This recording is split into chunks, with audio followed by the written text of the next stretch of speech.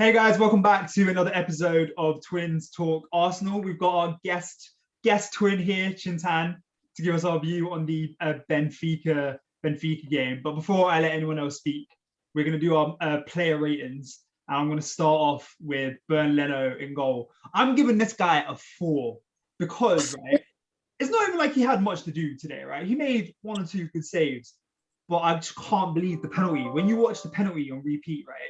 The second that the striker's about to hit the ball, Leno jumps. Why does Leno jump at that point? So he's got to wait for him to land back down onto this earth to then dive, and that's why he misses it. I'm sorry, but Leno should be saving that penalty. I know it was not his fault the penalty got given against us, but that was a big mistake for me. We should have saved that penalty. We should have not gone behind. So Leno gets a 4 from me. I don't know how you boys feel about that situation. That's harsh, man. I personally think that's very harsh. I'd give him a 6. You know, it's always going to be in the striker's favour, but how can you jump at the wrong time? My man was off the ground when he took the shot.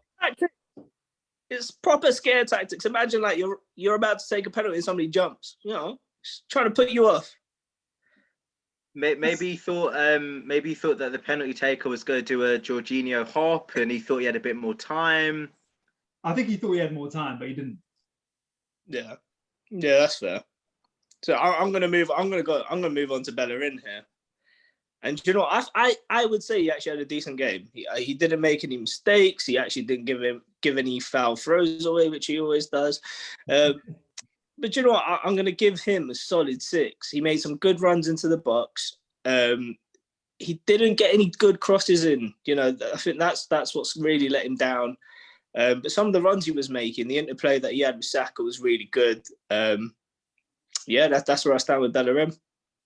He created that chance for Abba, no? The big chance for Abba, where Abba should have scored. Oh yeah, he did exactly. Put it on a plate, and he still. Sometimes the plate isn't enough.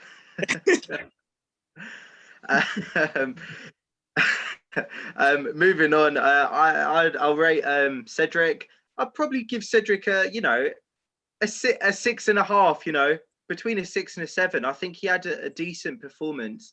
He got the assist ultimately for Saka's goal. I think it was another good performance from him. Given you got to appreciate he's playing out of position.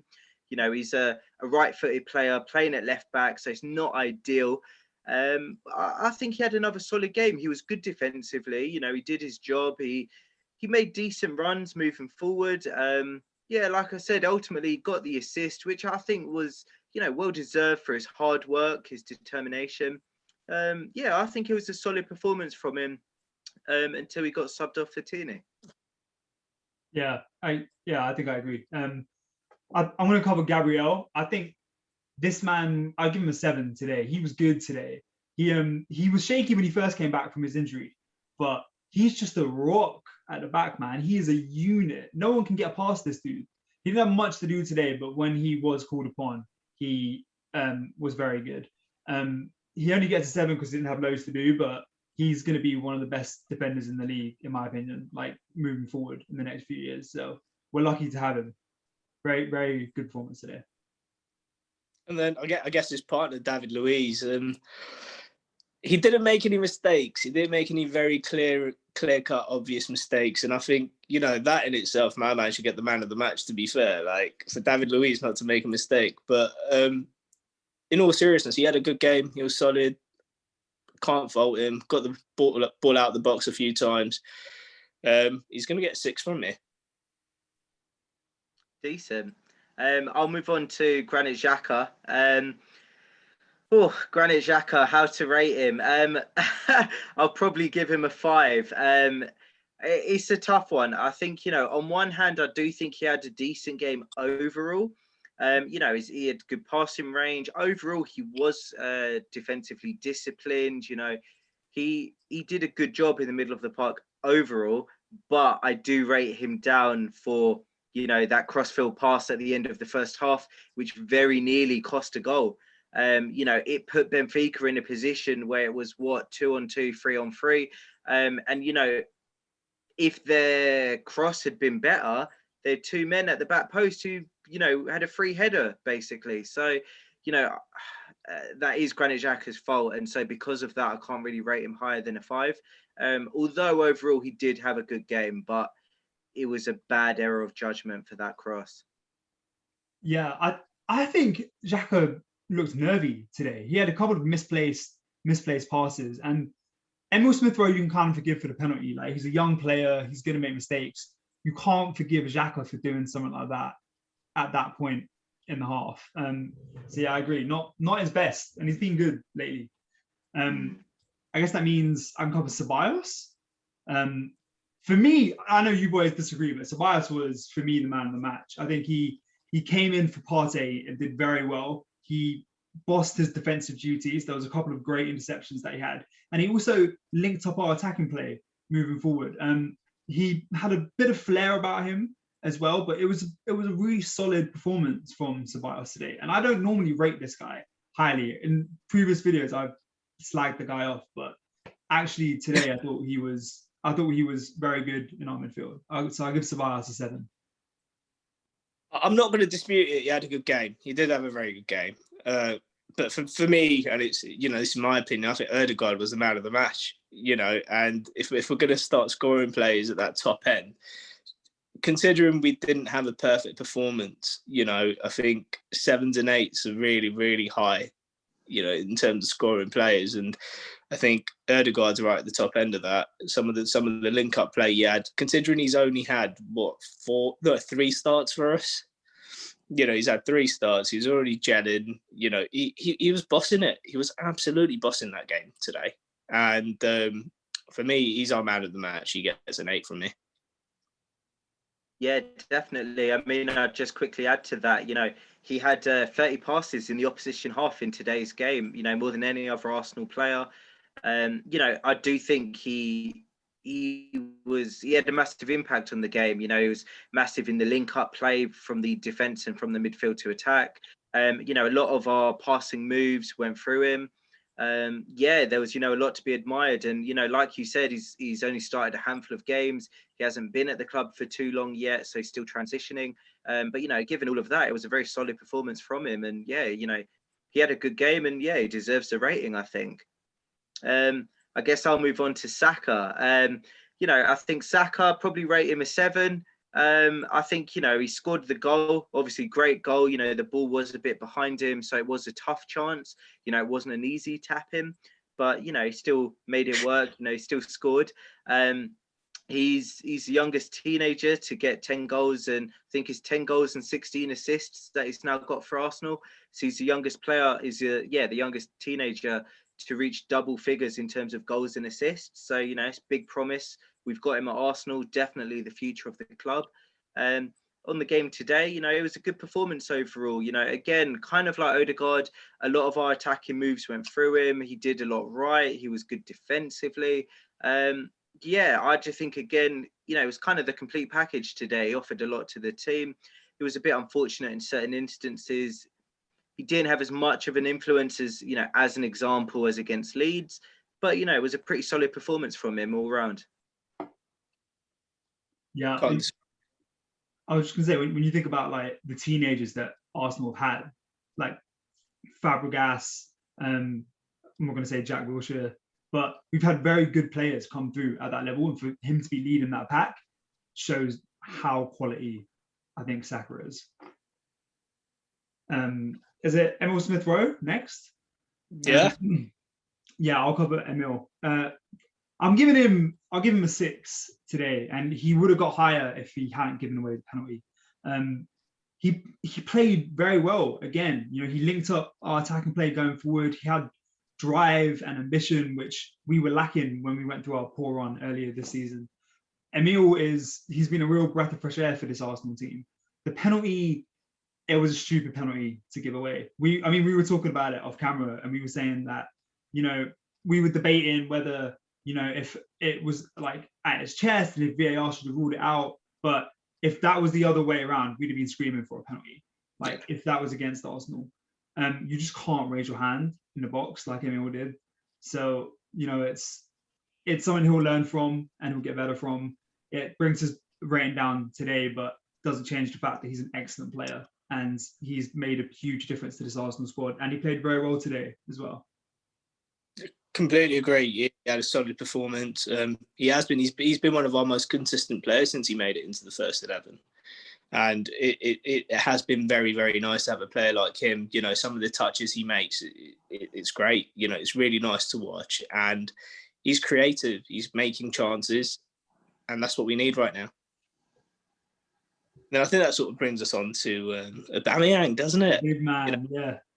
Yeah, I think this is probably going to be one of the more controversial ones, but I think it's unfair because he's a striker. So you'd expect him to put away those chances, but he's going to get the lowest score in the team for me. And I'm probably going to give him a 4. I think the chances he had, they were sitters, absolute sitters. You know, he had 2 that he should have been burying. And it's one of those where you can't even put it down to a lack of confidence. You've just come off the back of a hat trick. You know, you're one-on-one with the keeper and you're trying to cut back to go back onto your right foot. Hit it with your left. Yeah. You know, hit it with your left. You're going to score. You're absolute. The Aubameyang last year would have scored that. Yeah, definitely.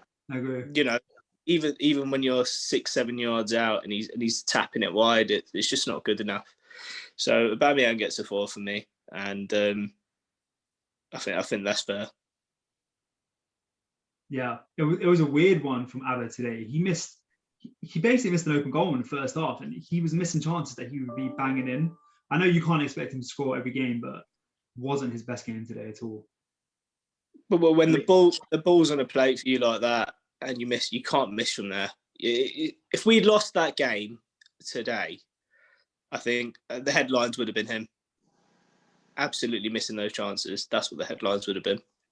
Yeah, exactly. I mean, I know you can't expect a forward to score in every game if they don't get the chances, but when they get chances like that, really, you do expect him to be scoring. You know, whoever it is, if it's him, if it's Lacazette, if it's Eddie Nketiah, whoever, you know, when you get chances like that, to not even hit the target, I don't know, you do expect better, don't you? Absolutely. He's a quality player. He'll get better, but it just wasn't his night tonight. Yeah. I think that's just been the big problem with Abba. It's just that inconsistency. He'll have one amazing game, then, you know, won't start the next, or he'll play but won't have a great game, etc. He's had a very on and off season. Yeah, and I'll say with Abba, when he's not scoring, that's kind of not the only thing he brings to the team, because that's the most important thing he brings to the team. But if he's not scoring, he doesn't add anything else to Arsenal's game, right? He doesn't link up play moving forward. He doesn't put in great balls from the wide areas. He doesn't beat men. His main thing is that he scores. So when he's not doing that, it really drags the team down, I feel. It shows and it shows in his performance as well.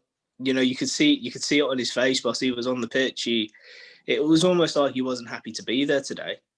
It almost felt like a bit of a chore for him, and it wasn't good enough. It just wasn't good enough. Yeah, definitely. No, I completely agree with that. I guess I'll just quickly touch on Arteta. We probably won't rate the subs because I don't think any of them really made too much of an impact. But no, quickly touching on Arteta, you know, it was the first time that we've had an unchanged team since September 2018. God, yeah, it's good to say, isn't it? You know, good to see that we can actually have half a week without injuries in the team. But no, you know, I think, would I rate Arteta? I'd probably rate him a 6. You know, I think the fact that it was an unchanged team was good. You know, the players that started the Leeds game deserved to play. Again, you know, overall it was a solid game against Leeds, and yeah, they deserve their opportunity again to start this match. The only reason I wouldn't rate Arteta higher is because I don't think we made the subs early enough, you know, when we needed to. You know, it was clear that the players were getting tired, say after the 60-minute mark. I think he did wait a bit too long. You know, Martinelli, Pepe, they didn't, you know, they came on with 10 minutes left. Like, they didn't come on and have sufficient time to kind of show what they can do. And, Yeah, I don't know. I think the subs were a bit delayed, and I think that did maybe cost us a bit as well. I'd agree with that. I think substitutes, they're there to make a difference. And Pepe came on 70 minutes ish, and he was a player that we really could have used in the second half. That drive, the attack, the pace, and the Europa League is Pepe's. Like, honestly, he's been our star player in that. And for him to not start, I was quite disappointed myself. I think it would have been good for him. And it would have been a good opportunity for him to continue some of the form that he's had in previous games. So starting lineup wise, I think I probably would have started Pepe, probably given Emile Smith-Rowe a bit of a rest. So you do see with Emile, like around the 60-minute mark in most games, he starts to get a bit injured. He starts to kind of get a bit worried about fatigue with Emile. So Arteta needs to be careful about how he manages him, I think, moving forward, because he's had injury problems in the past, and you don't want that to creep back up. We need to remember he's a young player as well, and I think the same goes for Saka. These two are still boys, they're still really young players, and the last thing you want is one or two things. You don't want them to burn out, and you don't want them to get injured. The last thing we need at this point in the season is more injuries. Yeah, definitely. I think especially for Emile Smith-Rowe, Saka played a lot last season for Arsenal and all of that, whereas Emile Smith-Rowe, he hasn't really had a proper season under his belt, for anyone kind of thing. Like, he went to RB Leipzig, he had injury problems. He went to Huddersfield, had injury problems. So, even at Arsenal, like the first half of this season, he's had injury problems. So I do think, as good a player he is, he brings a lot to the team. I do think to an extent he needs to maybe be managed a little bit more than Saka. We need to kind of rein him in a little bit more, because I do think he's a bit more injury prone. Yeah, I'd agree. Is that it for the match rating, for the player ratings? I'd say so. I'd say. So I think the last thing we need to do is agree on our overall man of the match. I'd give it to Odegaard. You know what? He was excellent today. He was unreal today. And there were parts in the second half where he was running the game. Yeah, definitely. Fully deserving of it. He had a great game. Yeah, and like, you're right. Third game for Arsenal, and he's already looking like that sharp. He's going to be a big player in the future as well. Yeah. For the next 6 months. For the next 6 All right. Well, thank you so much for joining us today, guys.